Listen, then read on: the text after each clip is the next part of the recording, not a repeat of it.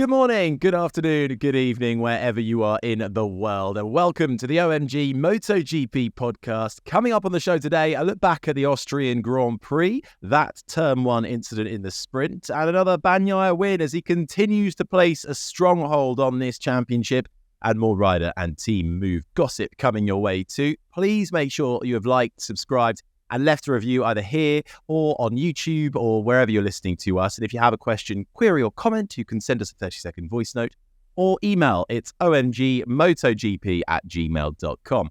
Right, the recording date is Monday the 21st of August. My name is Harry Benjamin, joined as always by former Grand Prix rider and British champion Keith Ewan, and to analyse all things Austria and chat to us a bit about his life and career so far is a British champion, BSB race winner, son of a legend, Paul Smart, nephew of another, Barry Sheene, and current Superbike Director of Technology and BSB Technical Director, Scott Smart. Did I get it all in there, Scott? Yeah, I think so. That was one of the longest intros ever for me. So, well done.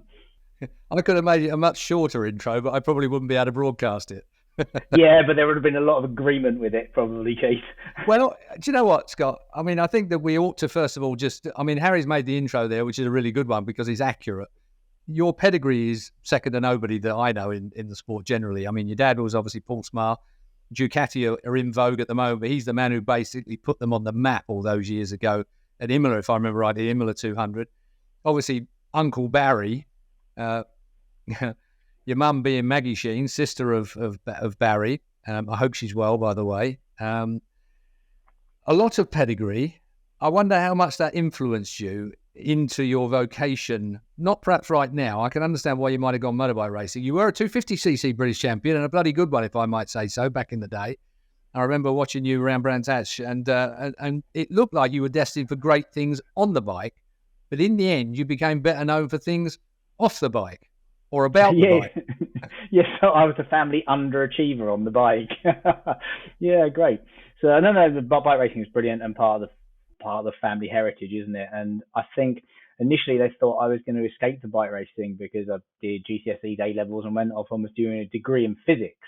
So finally there was somebody in this genetic lineage that wasn't going to be a bike racer. Fail.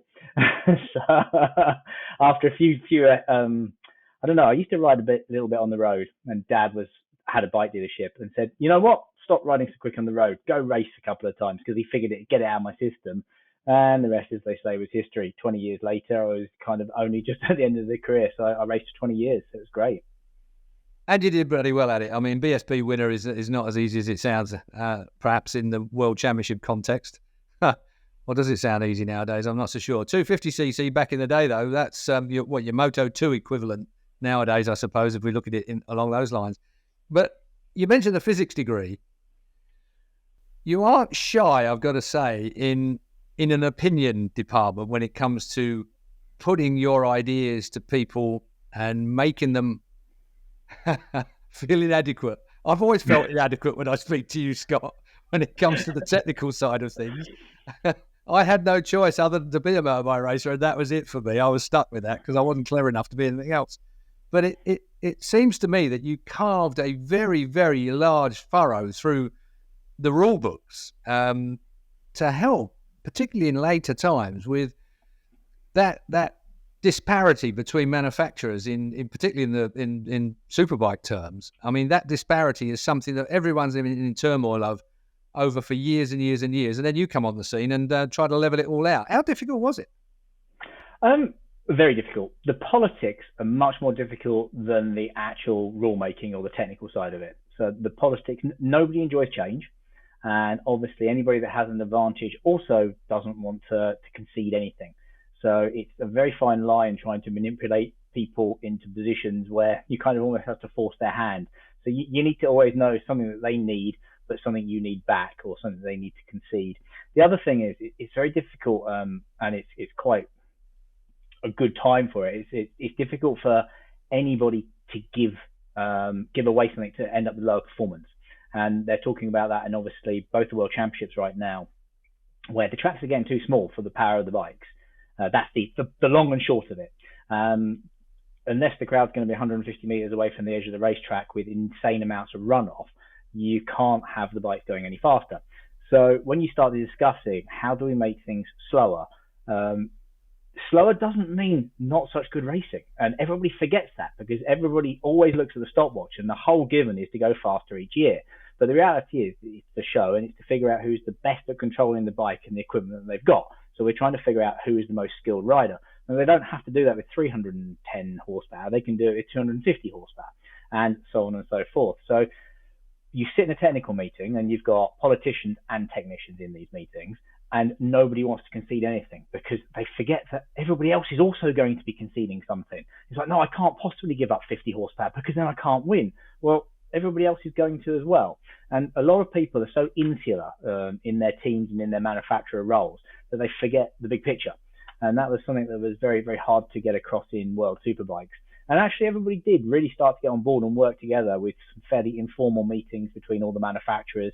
And finally, actually, COVID helped because we could sit there and say, one person from each manufacturer in a big office. You can't bring an army of 3 or 4 people. And then that allowed people to speak their mind and also say, in my opinion, rather than the only opinion of the manufacturer. And if there are 3 of you from a manufacturer, you then speak up in front of the others. So we got a little bit more honesty. And obviously we saw through 20 and then 21 an incredible World Superbike Championship. But we're also a pivotal place in World Superbikes where you've kind of got 2 generations of bikes. You've got the Kawasaki and the Yamaha with the longer stroke engines, a previous generation of engine. They've both got the same type of cylinder heads with the rockers. However, you then got the 3 newer bikes that are all on the 81mm bore, the higher revving, higher power, really focused sports bikes. And they're another generation of engines. So to try and achieve a balance with the mix of the 2 kind of generations of bikes is even harder. And then that brings up a load more kind of philosophical, political questions. Should an old bike be able to beat a new bike? I tell you what, that's World Superbikes and British Superbikes to an extent. But in MotoGP, when you're talking about prototypes that are coming through and the manufacturers all get their heads together and make the rule book to suit the overall manufacturing position, should we say, when you find that you're trying to perhaps get these motorbikes to be as entertaining and be as prototype-ish as they should be, some motorbikes work well with extra horsepower and some work really well with lesser horsepower. So you get that disparity immediately. As soon as, if we're not you can give a Ducati, it seems, as much horsepower as you like and the thing still works pretty well. But the Honda, for instance, doesn't seem to be working well. It's a sharp motorbike, but since they took away the factory electronics packages and went with the Magneti Marelli system throughout the whole of MotoGP, it threw up a whole load of other problems for them. I mean, how do you overcome it from a technical point of view? There's never anyone really happy because then you can moan about the fact that, a spec tyre works better on a Yamaha or on a Ducati or on whatever. And so immediately you've got a bike that's trying to be adjusted to suit a specification tyre. And Michelin have had a habit of bringing something different on a regular basis, which throws everybody into chaos data-wise. How do you level this? I mean, I'm going to answer my own question because the fact is whoever's doing it at MotoGP at the moment, they're doing a pretty good job because we're within a second across all the manufacturers, across all of the formats, across everything there is there. So it is very, very competitive. But how do you bring all that back from the brink, as you've already mentioned, from the 150 meters away fans and losing racetracks, classic racetracks, because we're getting too quick? How do you bring that back? So there's already been some rumours in the press about what the potential is, like reduction in capacity again, and some different changes in MotoGP. So luckily they're far enough out that the manufacturers have got time to develop a bike, but stability is the key for getting everybody to a good working level. So the tyres are reasonably stable. The electronics package has been reasonably stable in both or all of the World Championships recently, and that's allowed, and also British Superbikes. And that's allowed everybody to actually understand how they work and work to the optimum of them. And provided you don't keep changing tyre constructions and tyre sizes, which some of the championships with control tyres have had issues with that, shall we say, you don't have enough time to respond with a lack of testing anymore. That if a new tyre or a new tyre construction comes and your bike doesn't work on it, to develop a swinging arm or a new chassis stiffness takes too long. So when there's stability in the tyre constructions, you can fine-tune your chassis and everything working around it to that tyre, to that fuel, to that set of electronics, and so on and so forth. you still have to be, more so in the production-based categories, you still have to be a little bit dynamic with the rules, because there can be curveballs thrown at you, because you don't quite know what's going to happen when a new motorcycle comes out, a new production bike with even more power. You don't quite know what's going to happen. So you do have to react to that. You also have to try and trust the manufacturers that they're telling you what's coming down their production line. With the prototype classes, it's a little bit easier, because you're building a bike specifically inside the framework of the regulations. So I think that's the key, stability. Having stability is the way to allow everybody to get the best from what they've got. What would you have done with MotoGP regulations? I mean, there are some things that seem to have slipped through the net a little bit here that have almost caught other manufacturers by surprise within the rules. You know, when the gearboxes, when we got seamless gearboxes up and down, when they came out, you know, I've spoken to people at IRTA, spoken to people at Dorna who wished that they'd never seen seamless gearboxes, because the cost of producing those things and developing those things were disproportionate, even though I think they're a brilliant addition to motorbikes in general. Then you've got the aero issue.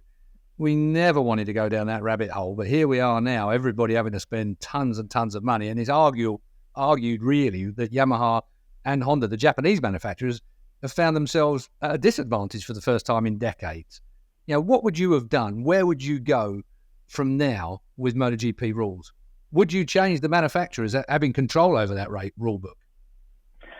It's very, very difficult. So obviously when the manufacturers control it, it's the tail wagging the dog, isn't it? But they're the people that know where they want to spend it and put their effort. So you kind of have to work down the middle, because at the end of the day, MotoGP is a test ground for them to develop engineers and technology. So they've got to be doing that. Budget-wise, so the aero, for example, if you have budget, you will spend it. So it doesn't matter if you can put the genie back in the bottle as far as aero goes, or various other concepts out there like the seamless shift gearboxes, because you'll spend the money somewhere else. So unless you can implement a budget cap, then you can't stop the spending. And budget caps, as Formula One has proven, are incredibly difficult to implement, and there's nowhere near enough technical support at a MotoGP event or from the federation to be able to manage that. I've got friends in Formula One that you've met, Keith. So some of my friends that were my mechanics when I was racing a 250 are now senior in Formula One teams. And the amount of staff and the amount of money it costs to manage the cost cap is incredible. So just the cost for managing a cost cap is huge. So it is implementable, but how much would a top team in MotoGP be spending a season, just out of curiosity? What do you think? And obviously, I don't know the specifics. I've only just been shown snippets, and some manufacturers are spending considerably more than others. Well, I mean, under the budget cap in Formula One, this year they can spend 135 million euros. So I'm going to say it's less than 135 million. I think there are several teams around the 135 million, and there's one or two manufacturers that are spending probably double or triple that when you actually figure out every last penny. So it's an insane amount of money. Insane. So what would you see as a benefit to MotoGP moving forward? Forget about the other classes for the moment, if we can, Moto3 and Moto2. They've got their own situations coming up in the following year with changes to tyre manufacture, for instance. That's going to make a massive difference to how they sort themselves out over the next year. But let's stick with MotoGP. Where would you be if you were sat down? I mean, maybe we should be clear on this. The manufacturers basically make the rules. IRTA, the International Race Teams Association, are there to police the rules, along with Danny Aldridge and everyone, technical director, to look after the way that those rules are implemented. And then it sorts itself out from that point. But who reins in the manufacturers? I mean, can Dorna, can IRTA have any influence over where they're allowed to go? Or is it literally the Manufacturers Association, the Sports Association, that allows themselves carte blanche to what they do? No, they definitely don't have carte blanche. And Carmelo Esposito has been incredible over the years, driving it in a really useful direction. The implementation of a control ECU. The CRT bikes. So implement the CRT bikes, and that's the thin end of the wedge, getting into then later on to control electronics, and then implementing it across the board. It's very much the same as World Superbikes and British Superbikes by implementing the Evo regulations, which were a reduced level of performance, and a control ECU in British Championship, which then became the whole championship, and exactly the same method in World Superbikes.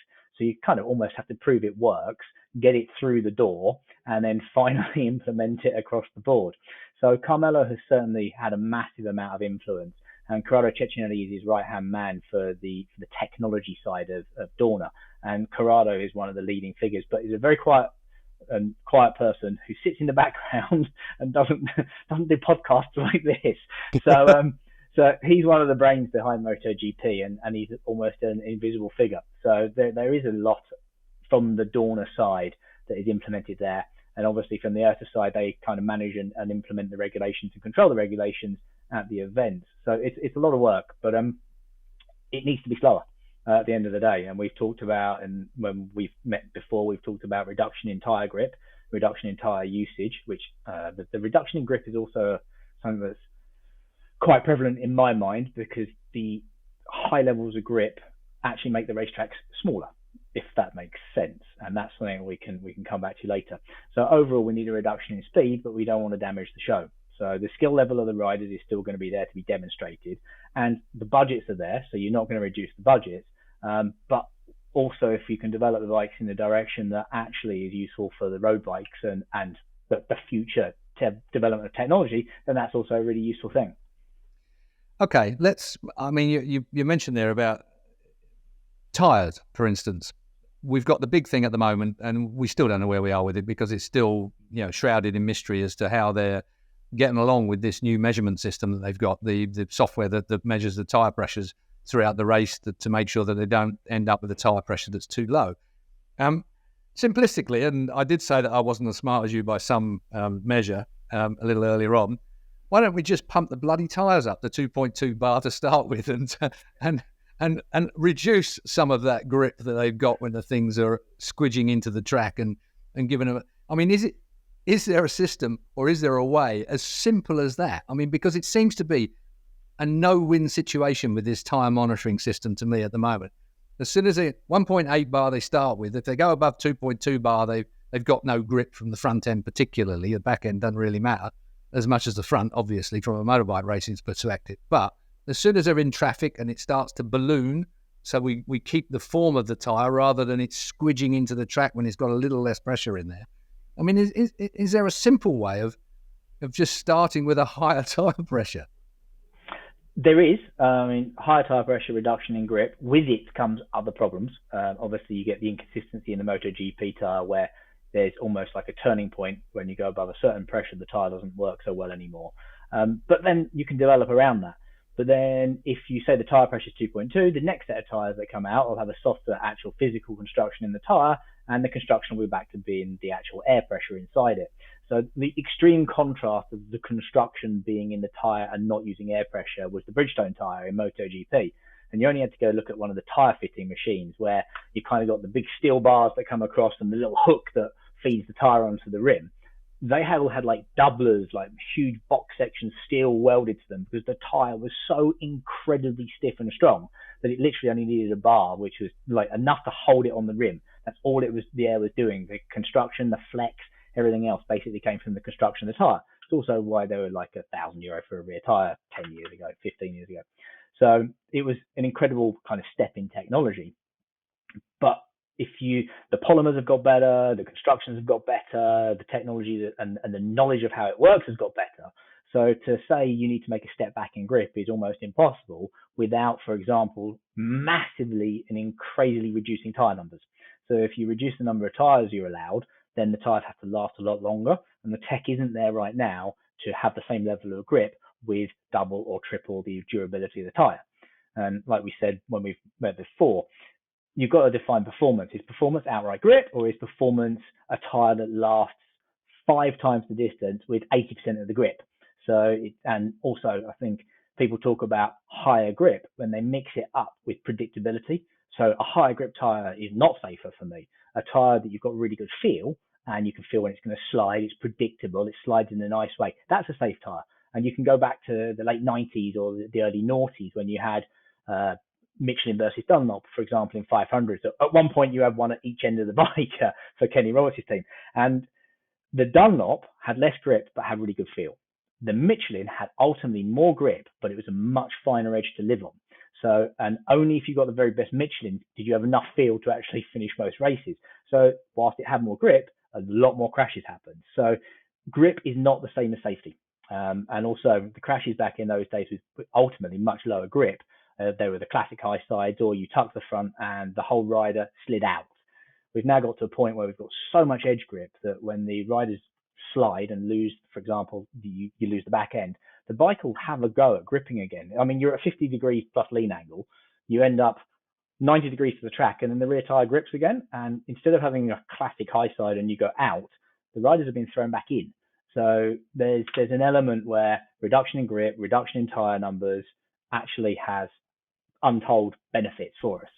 What would you do? I mean, you obviously look at this from a rule-making perspective in World Superbike and British Superbikes. That's your job. But if you were looking in to MotoGP, what would you do to move us forward, to give the scenario that we're talking about here? What is there something that comes to your mind in your role as a rule maker, as a technical rule maker? I think the direction is correct. I think reduction in the capacity of the engines, so you get more efficiency in the engines to produce massive power output from smaller engines. You could potentially have a rev cap so that they last really well. However, the manufacturers don't like rev caps because it allows them to push technology further and further to get better performance out of the materials and the design. A reduction in tires, massive reduction in tire quantity that's allowed at any given event. Will sustainable fuels give us a reduction in performance in the initial phase? No. So basically, we're going to be going down the same road, even though the MotoGP are committed to sustainable fuels, but it will still be chucking out the same kind of power. Absolutely. So the almost drop-in replacement fuel that's been tested by a lot of manufacturers, same performance. It literally, you can pour it straight in the tank and change almost nothing on the engine or on the electronics, tiny tweaks, and you've got the same performance as before. So that's with the 40% from non-fossil origin. You mentioned, reduction in capacity. We've been there before with the 800s, and they were universally hated by just about every rider. No rider wants to ride a motorbike that performs in the way that those did. We've moved on a bit since then, of course. The motorbikes operate in a completely different way, really, nowadays. Do you think that that's a viable situation, going back, moving them down to maybe a 750 or something along those lines? Well, 750s have been done before, haven't they, in Superbikes? I'm reading all the F750 stuff in Dad's old magazines recently. Smaller capacity is going to make less power.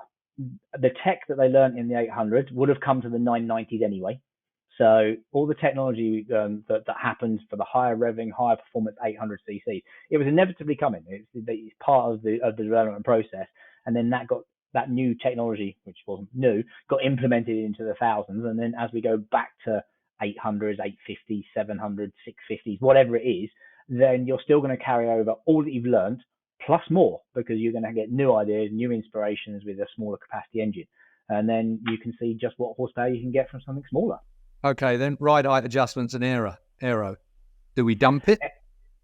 Most cycles have aero. If it's got a fairing on it, if it's got a front fender, it has aero. So we're going to go naked? No.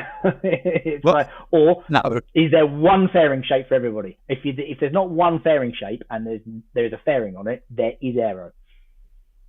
Can you put the likes of Phil and many others who've got in touch that and it comes back to something you said at the moment, there seems to be a consensus of, if we're not getting faster each year, then there's a failure. But the pursuit of technology, of course, comes with that. And that's, especially in MotoGP, the pinnacle. It's what you are pursuing and that's to be looking at. But Phil says, I'm worried that MotoGP, looking at it as it currently is, especially after the Austrian Grand Prix with the likes of Ducati and Pecco Bagnaia, are we about to go into a period of dominance like we're seeing over and over again in Formula One? Right now it's Max Verstappen. Is this what MotoGP is going to become like now, like Formula One? Ducati have a genius at the helm who has transformed other manufacturers in the past and is not just amazing technically, he's also quite phenomenal in a political situation as well. So seen him in action, and he's brilliant at manipulating numbers and people. So absolutely full credit to him. I think he's one of the most respected people in the paddock. And so obviously Gigi Dall'Igna, he has built a bike that's works for everybody. He had the foresight of putting different styles of riders on it, younger riders as well. He didn't just take the current masters, and has done a phenomenal job at building a massively, insanely good motorbike. Aprilia have also done a really good job of catching up. So a way of resetting it is to change the regulations. So there will be a period of relearning, and everybody's got to hope they've got some engineers that are as good as Gigi, because whatever the rule book is, you need somebody that can get the very best from it. Gigi, for me, I mean, obviously he was at Aprilia originally and did great things for them. They're doing it on their own without him now. He moved across to Ducati and did great things for them. But for me, his biggest advantage at Ducati was that he seemed to bring the factory to the racetrack. He connected the factory with the racetrack. He got the two elements to work together. Sometimes it seems to me that Honda isn't able to do that. It almost seems that Honda racing department that's at the track doesn't seem to be working quite as well with its brilliant technicians back in Japan. And that's where Gigi seemed to have got Ducati gelled and cohesive communication between all the lines that it takes to get the thing from the factory to the track and working as one great big nice package. Yeah, and also it's very interesting when you see the way the Japanese work in the teams. So whether it's Superbike or MotoGP, you've got, whenever you have a meeting, when you do a homologation for a bike, when you do any visit to the Japanese factories, there's an army of people with you. Everybody's taking notes about everything. So there's a little notebook being scribbled in. Everything you say gets written down, often by multiple people. So there's actually an information overload. Who actually disseminates that information? Who back in Japan sits down and reads all the handwritten notes from 30 people all saying the same thing? So there's almost an information overload in certain aspects. And then because of that, it takes so long to make an incremental change. I've ridden some endurance before, and because of the Japanese influence, you had to test and then test the other option, then test the first option again, then test the other option, and backwards and forwards. Testing an offset on a front fork, like 200 laps across a couple of riders for a 2 mil offset change. Whereas the Europeans will tend to move a lot more quickly. And obviously it's been working very well for KTM and Ducati and Aprilia. All the European manufacturers have all taken great leaps in a much faster rate. So that disconnection that the Japanese, like you said, have. The other thing that is really apparent for me, and it's a historical thing, is the factory team. Everybody aspired to be in the factory team. We really pushed hard to get rid of that in World Superbike by regulation quite a long time ago. So eight or 9 years ago, we made the manufacturers produce kits. So if you're a private team, you could buy the same cylinder head, camshaft, and all the other parts of the bike, the forks, the brakes, everything was available to you. If you had the budget, the mechanic and the rider, and the technicians, you could compete with the factory team. Top Rack on a private Kawasaki beat Jonathan Ray, but it wasn't private. He had exactly the same parts available to him. Yamaha really took that to heart in World Superbikes. When they arrived back, they had a two-man factory team and then a couple of other riders on Yamahas. But very quickly, they created two teams with GRT and the factory team run by Paul Denning, Crescent. Plus, they've obviously at one point had a Tenkate bike out there and some other good mid-level back end of the field runners. But bearing in mind, we're talking such close lap times, it's all useful data. So by having four bikes under effectively one banner with one collective set of data, one collective set of notes, combined technical meetings, you're looking at the data from four riders. Certainly the Japanese are still very much is the factory team, HRC and World Superbikes, factory team, and a very, very satellite semi-supported team. MotoGP, you've got the factory Hondas, and LCR, for example, were always a satellite-ish team, and then with Crutchlow and stuff, they got factory bikes, but it's not a part of the body. It's not really integrated enough. You look at Ducati, 2, then 4, then 6, then however many bikes, all under the same kind of roof, as it were. For sure, there were the year-old factory stuff passed down, but it was all data and all information coming back to one central location. The satellite teams weren't ignored. You look at Yamaha, they're down to 2 bikes. They don't have great amounts of data coming in. They just don't have so much to draw on. All the European factories have got 4, 5, 6 factory bikes. Can you see KTM get in their way? A couple of extra spots on the grid, maybe as Husqvarna. We've got Gas out there. We've got Husqvarna that are in some of the KTM guys, if you like, in Moto3. They're desperate to try and get as many bikes on the grid as Ducati, or at least getting close to that. for that very reason, so that they can bring in all of that data that you're talking about. Ducati have been very good at that, and they are all factory bikes. Probably the only thing that's different is the fact that the full factory team might have a few more personnel disseminating all that information that's coming through, perhaps, compared with Pramac or then Gresini or whatever it might be. But during the week, they'll be looking at all of the data. So exactly that. It's one big data set. It's not lots of different data sets. With another team, you also get to try out some younger riders, and those younger riders have come through and are now fighting for world championships. Whereas Yamaha, you need 2 stalwarts on the bike right now because you need to try and get results and develop the bike. Where are you going to be bringing new talent from? You don't have another 4 or 5 bikes. So back to what we said at the beginning. When you're trying to balance the regulations, you need a bit of information. You need to give and you need to take. It's a negotiation at the end of the day, even though it's technical.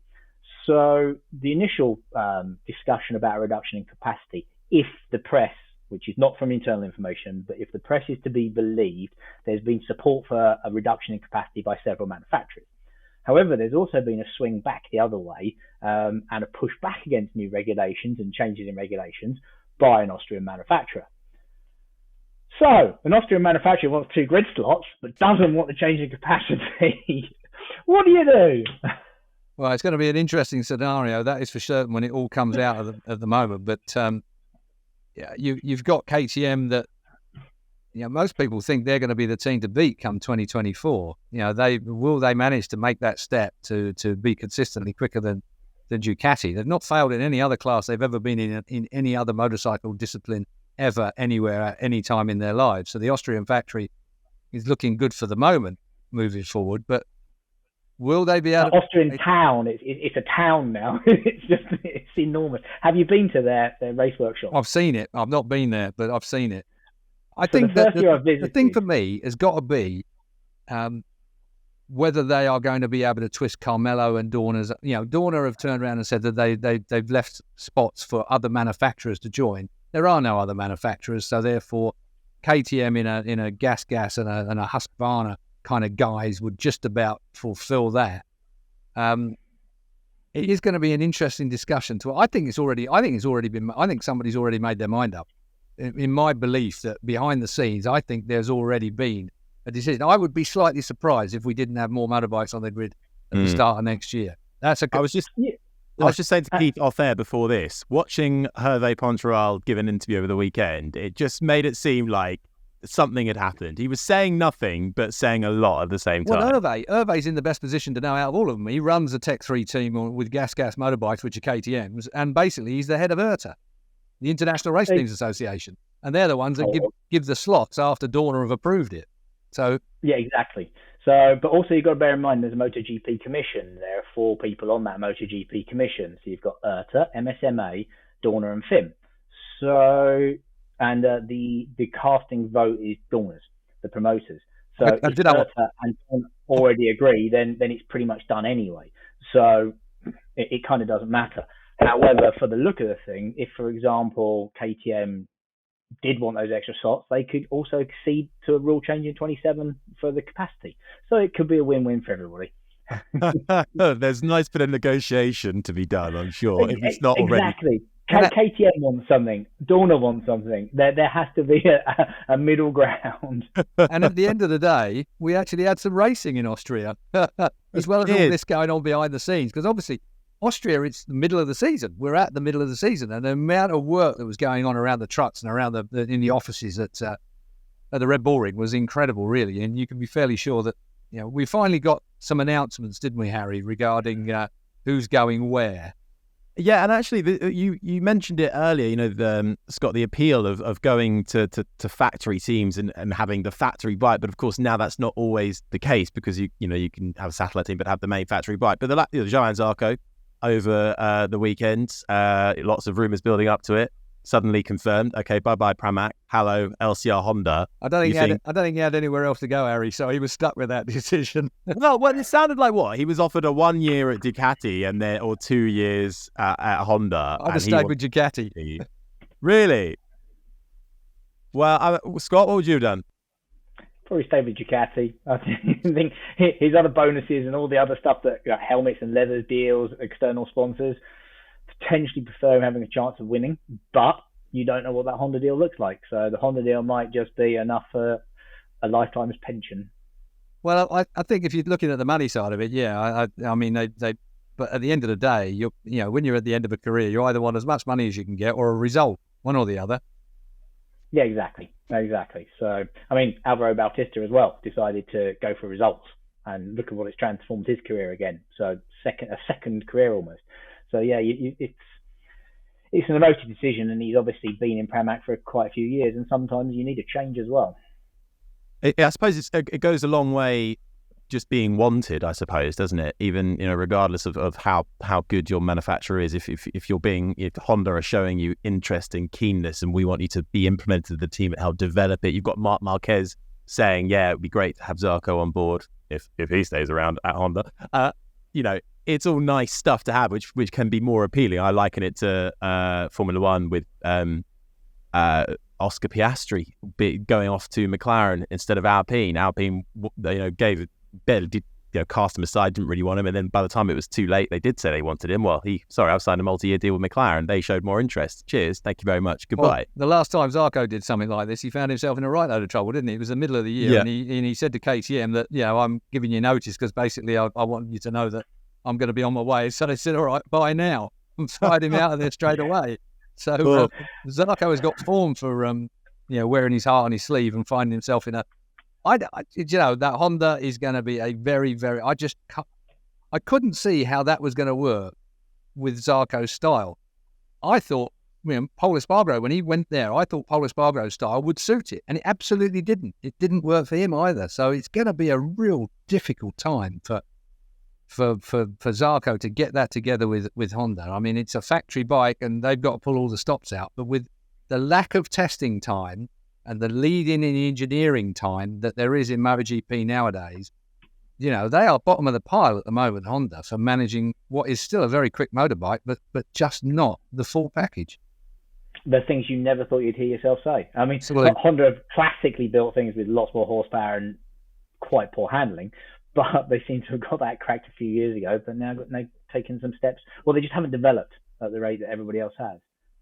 Yeah, well, now, of course, what this does do is it opens several doors, possibly, and movements. Bezzecchi, where's he going to go? Sounds like Valentino Rossi wants him to firmly stay at VR46. And what do you do when Valentino Rossi says he wants you to stay? Well, you probably stay where you are, don't you? Morbidelli, maybe to Pramac. And, of course, as we mentioned, the KTM conundrum. What happens there? Pedro Acosta biting at the heels to get one of those bikes or a new bike offering. Now, before we carry on, I do just need to say that we are part of the MotorMouth network. So I must tell you about the latest MotorMouth podcast offering, which is a fascinating chat with the journalist Adam Hay-Nichols, all about his recent trip to the Ukraine and his experience on the front line, as well as his new book, Charles Leclerc, a biography. So it's a fascinating listen. Just search the MotorMouth podcast wherever you listen to your podcasts. It's a real page turner, both the podcast and the book, I must tell you. I'm trying to make a link there. How on earth you could get Ukraine, like the whole thing.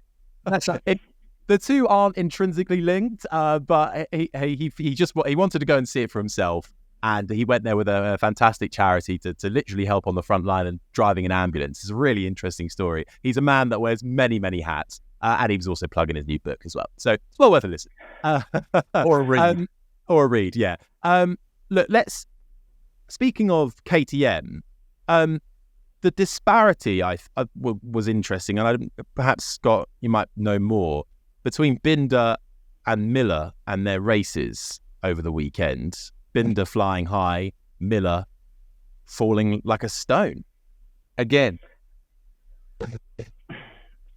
Why, I don't know. I wasn't at the race. It's who knows, but it's bike racing is a fickle beast, isn't it? It's 90% of it's in your head. So if you get out of bed the wrong side, it can go sideways for you. I felt at the weekend there was a lot of tension.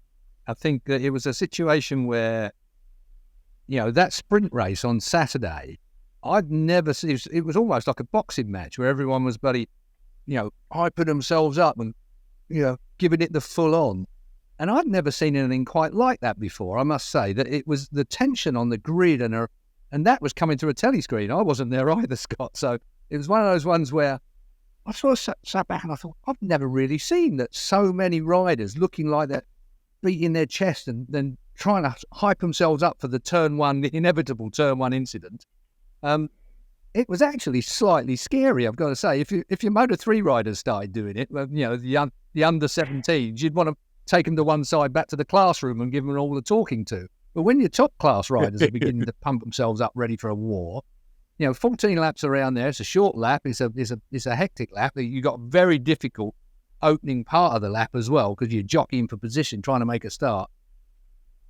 And what happened, of course, was Maverick Vinales, and I know you won't know any more than the rest of us on this one, Scotty, because it's why their clutch, why Aprilia can't make that work at the moment. I don't know. Everyone else is getting really, really good starts nowadays, but the Aprilia just seems to. It reminds me of the old dry clutch syndrome, where you got it spinning at 12,000 RPM, all of a sudden a load of grip and it bogs down, and you have to take another handful of clutch to make it move. Well, in today's scenario, that of course means that you're at the back of the bloody pack by the time you get to turn one. But I'd be interested in. I've got real opinions about the turn one incident and how it all unfolded in the end. And I'd be interested to hear. Did you see it? Did you manage to watch it, Scott? No, I've still got those to watch. There's actually too much bike racing now, so you've got so many races. Also, there was North America at the weekend. There's BSB to watch, World Superbike races, and three World Superbike races the weekend. So it's quite an overload. I think there's been obviously summer break. The psychology of the short races is interesting, and I think one of the masters of short races and reverse grids was Jonathan Rea. So if you certainly look at what he did in the World Superbikes when they reversed the first three rows for a couple of seasons, he then spent a lot of time working on his instant pace.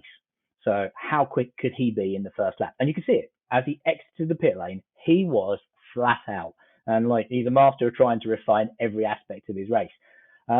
Also, he learned how to be super crazy aggressive in the first couple of laps, and he actively worked on that. And then I can remember seeing him storm through, literally to be at the front again, starting 10th on the grid, but being in the front in the first lap, sometimes the second lap. But he actively worked on it. We've had that gap where people have had a chance to go back and review, because like I said, the intensity of the MotoGP season is so crazy now. They finally had a chance to reflect on the early races and see where you win or lose. And obviously you win or lose a sprint race quite often in the first two corners. So you know that you've got to kind of be there at the end of the first lap, definitely. And I wonder if that's played a certain role. And also, last few seasons, MotoGP seems to have already been doing their signings at round 3.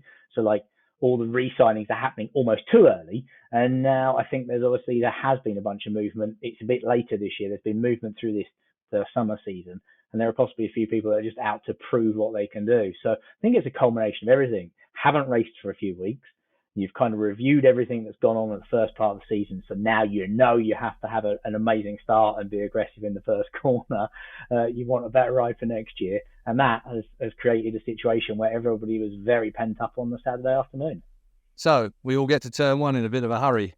It's Maverick Vinales, who is back on some kind of form again nowadays, looking really, really smooth and wonderful on a motorbike. He always has been a great motorcycle racer. It's just he's been down in the doldrums a little bit of late. But of course, he didn't make the start he needed to make. He dropped back through the field slightly.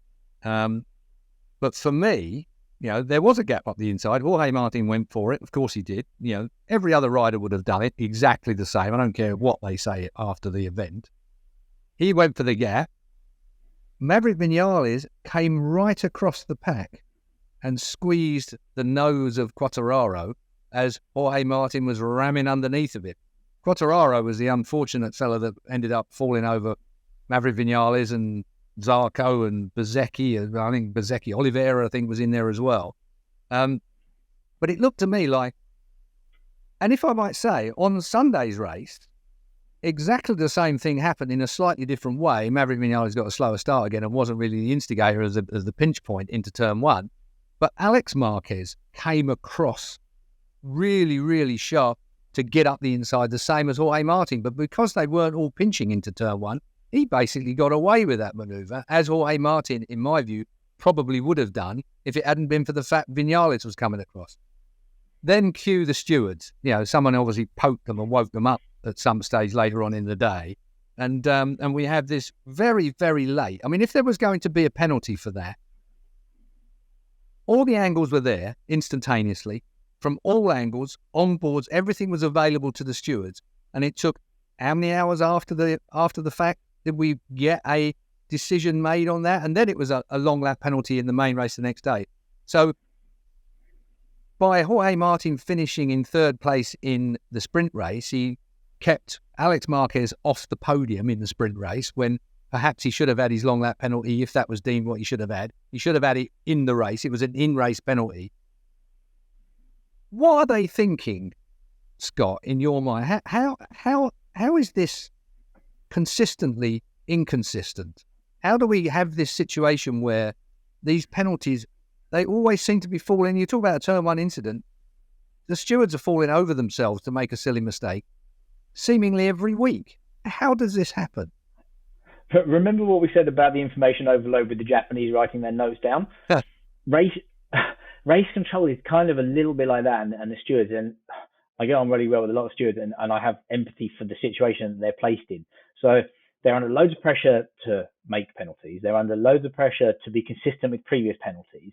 So you're busy looking through previous penalties and previous examples of similar incidents and trying to compare it all during a short race where there's a lot going on. So you've got huge amounts of monitors, replay stations. You've got to communicate with different people in different languages to get replays. They've obviously got their own monitor system so that they can dynamically replay each of the cameras. It's a lot. There's so much going on. Well, I can see that. I can see that being half an hour. I can't see it being, hours later. I'm sure there's a story from the inside. Well, I mean, let's talk about our own domestic series here in the UK then, BSB. I mean, Stuart Higgs probably could be considered a dictator almost, although he doesn't work quite in that manner, in that Stuart Higgs makes the ultimate decision. Benign dictator, we say, benign dictator. Sorry? A benign dictator, yeah. One of the positive dictators. Well, it's an interesting scenario, but Stuart Higgs has got, riders have a massive respect for his decisions, even when they've gone against them. It seems that you've got a one-man kind of dictatorship almost. It's not, because there are other people that can influence him slightly if it's a, maybe Eddie Roberts could get involved, who's an ex-rider as well, on the platform, and they can talk about it for 5 or 10 minutes maybe outside. But he comes up with the right decisions fairly swiftly. It seems to me, particularly in MotoGP, maybe it's that notebook scenario. Maybe I just haven't given credit for the notebook scenario. And you brought up a really good, when you're dealing in your second or third language, that was a really good point that I hadn't thought of before, Scotty, was that you are dealing with a lot of people with different nationalities that have all got input at the same time, and nuances. You know how you can say something in English and it can be not rude to us but extremely rude to another nationality, and vice versa. I'm thinking the technical details, perhaps that can be the same thing. The nuance of seriousness maybe is lost in translation sometimes. I don't know. Yeah, there is. And like I said, it's some information overload when you're in those places. Just the room just for doing the track limits is now, I think, several FIM officials plus 6 or 7 other Dorna operatives, all in a tight huddle in a tight space, just trying to manage track limits. Because as you make stronger regulations, you've got to manage and enforce those regulations, which ends up resulting in an exponential increase in the amount of workload in race control. So it's not an easy situation. I think having people that are contemporary and previous racers definitely helps. So our take as former racers is quite often different to the take of some of the non-racing officials. But you've still got to take a racer that can make a fast decision. If you want to come back to BSB, there is a stewards panel in British Superbikes. So Stuart is race director and has a small influence in that stewards panel, and previously did make a lot of, especially the post-race decisions, but now there is actually a separate stewards panel in British Superbikes to manage all of that that's going on, because the race director should not have their eye off the ball for the safety of the riders, because ultimately the race director is directing the safety of the race, and judicial stuff is handled by a separate group of people, Eddie Roberts being one of them. Is that because it has become, I mean, that's why Mike, I'll think of his name in a minute, is that why they've taken some of the decisions away from the race director in MotoGP as well? I mean, it's Mike Webb. Responsibilities. Yeah, Mike Webb. I mean, Mike Webb. ultimately, at one point, when there was a fraction amount of information, you had the TV cameras and some bad CCTV, and a certain element, if I'm going to be brutally honest, and I think a lot of us older riders or retired riders now see some of the other riders in a different light. So we used to self-manage some of it. If somebody else was riding like an idiot and consistently poor, a group of you would go and say, hey, come on, you're being an idiot. And if you continue to be so, we will collectively run you off the track, all stuff that you would now get penalties for. I mean, you go back to the Rossi Marquez incident, and a lot of older riders have a different take on it from maybe the judicial decision from a more modern standpoint, shall we say. I mean, things change, they do. However, there is respect amongst thieves, isn't there? And either way, it's difficult to make these decisions in the short space of time with too much information now. So I think it's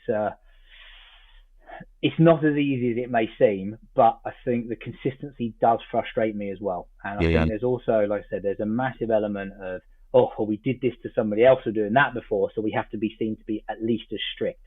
And there is no management amongst the riders, and the riders don't respect people that are issuing the punishments. And I've seen it where, like, particularly the younger riders, will be told off or talked to, and they walk away going, I mean, there are senior riders there, but the younger riders don't even know that half of the officials were ex-riders.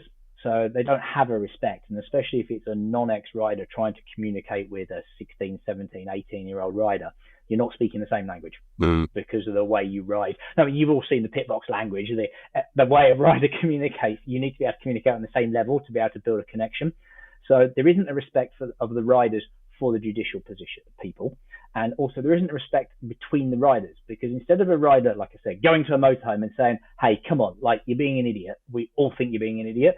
There's now you run to race control and you go, did you see them doing this? I want to make a protest. I need you to look at this person. I need the judicial people, the stewards, to be telling that person off. So it's become like teenagers at school. So there has been a descent in the kind of like the self-management. And with that, like I said, there's an exponential increase in the number of people needed to manage it. Yeah, well, I mean, that is a nice little insight as to what I suppose is the relationship and goes on perhaps in the stewards room. But coming back to that Turn 1 incident in the sprint, of course, it was Miguel Oliveira who continues to be the unluckiest rider of the season, getting knocked off there. I tell you what, though, was great to see in the sprint. And I think you'll agree, Keith, as well. Pol Espargaro, what a ride from him. Pol Espargaro was an absolute hero. I mean, that man took such a literal smack in the face at the beginning of this season. And to come back at the level he's come back at on a motorbike that's not the easiest motorbike to ride in the world, perhaps. I mean, all of these bikes now are so close, so tight. So, when you've got the amount of aero you've got in a place like Red Bull Ring as well, with everything moving around all of the time, I mean, to come back at the level he's come back at, for me, is impressive. Yeah, it was super cool to see. But you know what was interesting?